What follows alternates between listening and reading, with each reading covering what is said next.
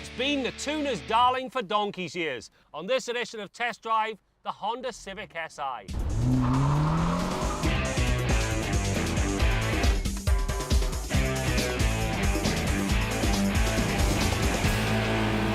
When it comes to the Civic tuner market, name it and there's a highly modified part.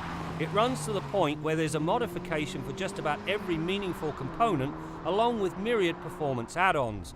Not to be left out of this highly lucrative market, Honda has added the Honda Factory Performance, or HFP package, to the Civic Coupe. The starting point is the Civic Si.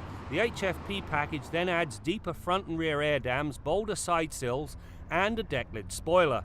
It also brings attractive 18-inch wheels wearing P215 40 tyres. While the cabin of this HFP is pretty much stock Civic, meaning two-tier dash, two very comfortable seats, you do get a couple of noteworthy items. The first, a full-on navigation system, and the second, a 360-watt audio system that really does crank out the tunes.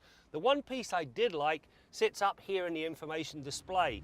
It actually shows you the engine output. Now, for the most part, you never really see much more than about 75% until the iVTEC system kicks in. When that happens and you've got 100% output coming from that engine, this thing picks up its side sills and runs like the wind. Beneath the sheet metal, the HFP suspension has been heavily massaged.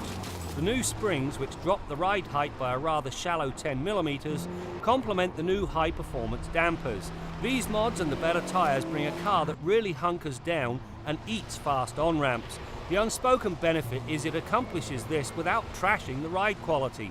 The other bonus is found in the helical limited slip differential. Keeping both front wheels engaged in the business of providing traction cuts unwanted wheel spin and helps to control torque steer. I have long been a fan of the Civic Si, and primarily because of its fun-to-drive quotient. This HFP, well, it runs rings around it, and it boils down to all of those suspension changes. Where the Si is good, this one is exceptionally good. With the vast majority of the weight sitting right over the front wheels, I expected to run into terminal understeer. Yes, you do find some, but nowhere near as much as I expected. This thing is surprisingly balanced and remarkably neutral. The HFP arrives with the same 2.4-litre four-cylinder engine that powers the Si. This means 201 horsepower and 170 pound-feet of torque. Now, this engine pulls strongly at first, then gives the driver a swift kick in the pants at about 5,000 RPM when the iVTEC system begins to do its thing.